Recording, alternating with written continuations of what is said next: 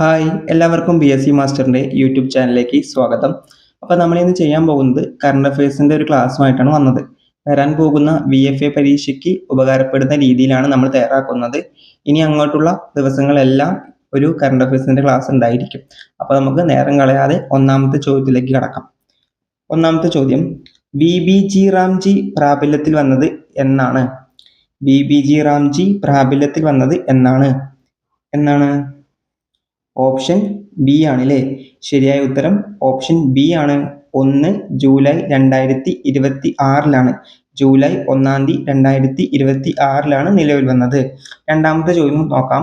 രണ്ടാമത്തെ ചോദ്യം, VBG റാംജി പ്രകാരം തൊഴിൽ ദിനങ്ങൾ എത്രയായിട്ടാണ് ഉയർത്തിയത്? ഓപ്ഷൻ സി ആണ് അല്ലേ? 125 ആയിട്ടാണ് ഉയർത്തിയത്.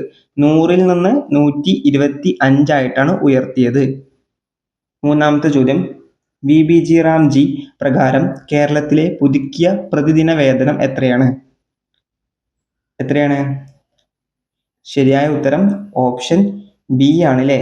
401 രൂപയാണ് കേരളത്തിലെ ഇപ്പോഴത്തെ പുതുക്കിയ പ്രതിദിന വേതനം. ഓക്കെ അല്ലേ? ഏറ്റവും കൂടുതൽ എവിടെയാണ്? ഹരിയാനയിലാണ് ഏറ്റവും കൂടുതൽ. എത്ര രൂപയാണ് ഹരിയാനയിൽ? ഹരിയാനയിൽ 409 രൂപയാണ് കേട്ടോ. കേരളത്തിൽ 401 മറന്നു പോകരുത്. നാലാമത്തെ ചോദ്യം, ഇന്ത്യയിൽ ദേശീയ ഡോക്ടേഴ്സ് ദിനം എന്നാണ്? ഇന്ത്യയിൽ ദേശീയ ഡോക്ടേഴ്സ് ദിനം എന്നാണ്? ഓപ്ഷൻ ബി ജൂലൈ 1 ശരിയായ ഉത്തരം. ജൂലൈ 1 ദേശീയ ഡോക്ടേഴ്സ് ദിനം. GST ദിനമായിട്ട് ആചരിക്കുന്നത് എന്നാണ് GST ദിനമായിട്ട് ആചരിക്കുന്നത്? Option A July 1. അപ്പോൾ ജൂലൈ 1 എന്തൊക്കെയാണ്? GST ദിനവുമാണ്, അതുപോലെ തന്നെ ഡോക്ടേഴ്സ് ഡേ, ദേശീയ ഡോക്ടേഴ്സ് ഡേ ആണ് കേട്ടോ. രണ്ടും മറന്നു പോകരുത്. ആറാമത്തെ ചോദ്യം, ഒരു രാജ്യം ഒരു തെരഞ്ഞെടുപ്പ് ബിൽ പരിശോധിക്കുന്ന JPC അധ്യക്ഷൻ എന്താണ്? JPC ജോയിന്റ് പാർലമെന്ററി കമ്മിറ്റി എന്നാണ് ഉദ്ദേശിക്കുന്നത് കേട്ടോ. അതിൻ്റെ അധ്യക്ഷൻ ആരാണ്? ഒരു രാജ്യം ഒരു തെരഞ്ഞെടുപ്പ് ബില്ലിൻ്റെ JPC അധ്യക്ഷൻ ആരാണ്? ശരിയായ ഉത്തരം ഓപ്ഷൻ എ ആണ്. PP ചൗധരിയാണ്. ഏഴാമത്തെ ചോദ്യം, 2026-27 ബജറ്റ് പ്രകാരം ഇന്ത്യയിലെ ആദ്യ യൂണിവേഴ്സിറ്റി ടൗൺഷിപ്പായിട്ട് തിരഞ്ഞെടുക്കപ്പെട്ട കേരളത്തിലെ നഗരം? 2026-27 ബജറ്റ് പ്രകാരം ഇന്ത്യയിലെ ആദ്യ യൂണിവേഴ്സിറ്റി ടൗൺഷിപ്പായിട്ട് തിരഞ്ഞെടുക്കപ്പെട്ട കേരളത്തിലെ നഗരം ഏതാണ് എന്നാണ് ചോദ്യം. ഏതാണ് ശരിയായ ഉത്തരം? ഓപ്ഷൻ ബി തിരുവനന്തപുരമാണ് ശരിയായ ഉത്തരം. എട്ടാമത്തെ ചോദ്യം, പശ്ചിമഘട്ടത്തിൽ നിന്ന് പുതുതായി കണ്ടെത്തിയ ചന്ദനത്തോഴി ഏത് ജീവിയാണ്? നിശാശലഭമാണോ, കടുവയാണോ, പക്ഷിയാണോ, ഉരകമാണോ? ഏതാണ് ശരിയായ ഉത്തരം? ഓപ്ഷൻ എ നിശാശലഭമാണ് കേട്ടോ. ചന്ദനത്തോഴി ഏത് ജീവിയാണ്? നിശാശലഭമാണ്. എവിടെയാണ് കണ്ടെത്തിയത്? പശ്ചിമഘട്ടത്തിലാണ്. ഒമ്പതാമത്തെ ചോദ്യം, വിക്രം സാരാഭായ് സ്പേസ് സെന്ററുടെ പുതിയ ഡയറക്ടർ ആരാണ്? VSSCയുടെ പുതിയ ഡയറക്ടർ ആരാണ്? ഏതാണ് ശരിയായ ഉത്തരം? ഓപ്ഷൻ എ ഡോക്ടർ UP രാജീവാണ് ശരിയായ ഉത്തരം. VSSCയുടെ പുതിയ ഡയറക്ടർ ആരാണെന്ന് ചോദിച്ചാൽ ആരാണ്? UP രാജീവാണ്.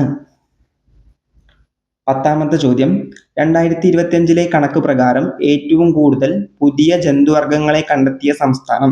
2025 കണക്ക് പ്രകാരം ഏറ്റവും കൂടുതൽ പുതിയ ജന്തുവർഗ്ഗങ്ങളെ കണ്ടെത്തിയ സംസ്ഥാനം ഏതാണെന്നാണ് ചോദ്യം. ഏതാണ് ശരിയായ ഉത്തരം? ഓപ്ഷൻ എ കേരളമാണ് കേട്ടോ. കേരളമാണ് 2025 കണക്ക് പ്രകാരം ഏറ്റവും കൂടുതൽ പുതിയ ജന്തുവർഗ്ഗങ്ങളെ കണ്ടെത്തിയ സംസ്ഥാനം. 11ാമത്തെ ചോദ്യം, നീതി ആയോഗ് പുറത്തുവിട്ട റിപ്പോർട്ട് പ്രകാരം രാജ്യത്തെ ഗ്രാമസഭകളിൽ ഏറ്റവും കൂടുതൽ വനിതാ പങ്കാളിത്തമുള്ള ഇന്ത്യൻ സംസ്ഥാനം ഏതാണ്?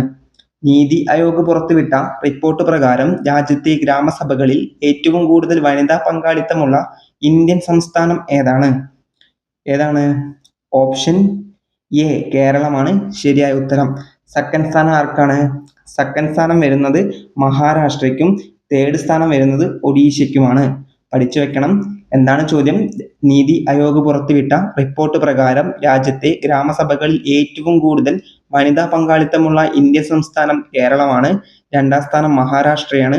3ാം സ്ഥാനം ഒഡീഷയാണ്. 12ാമത്തെ ചോദ്യം നോക്കാം. എൻ രാമചന്ദ്രൻ ഫൗണ്ടേഷൻ ദേശീയ അവാർഡ് നേടിയ ISRO മുൻ ചെയർമാൻ. എൻ രാമചന്ദ്രൻ ഫൗണ്ടേഷൻ ദേശീയ അവാർഡ് നേടിയ ISRO മുൻ ചെയർമാൻ ആരാണ് എന്നാണ് ചോദ്യം. ആരാണ് ശരിയായ ഉത്തരം? ഓപ്ഷൻ എ ആണ് അല്ലേ? ഓപ്ഷൻ എ എസ് സോമനാഥ് ആണ് ശരിയായ ഉത്തരം. 13ാമത്തെ ചോദ്യം. ഫോൺ നമ്പർ വെളിപ്പെടുത്താതെ ചാറ്റ് ചെയ്യാനുള്ള ഏത് ഫീച്ചറിനെയാണ് കേന്ദ്രം താൽക്കാലിക വിലക്കേർപ്പെടുത്തിയത്? ഫോൺ നമ്പർ വെളിപ്പെടുത്താതെ ചാറ്റ് ചെയ്യാനുള്ള ഏത് ഫീച്ചറിനെയാണ് കേന്ദ്രം താൽക്കാലിക വിലക്കേർപ്പെടുത്തിയത്? ഏതാണ്? വാട്സപ്പ് യൂസർ നെയിം ആണോ? വാട്സപ്പ് ചാനലാണോ? വാട്സപ്പ് ആപ്പ് പേ ആണോ? വാട്സപ്പ് സ്റ്റാറ്റസ് ആണോ? ഏതാണ്? വാട്സപ്പ് യൂസർ നെയിം ആണ് അല്ലേ? ശരിയായ ഉത്തരം ഓപ്ഷൻ എ ആണ്. 14ാമത്തെ ചോദ്യം.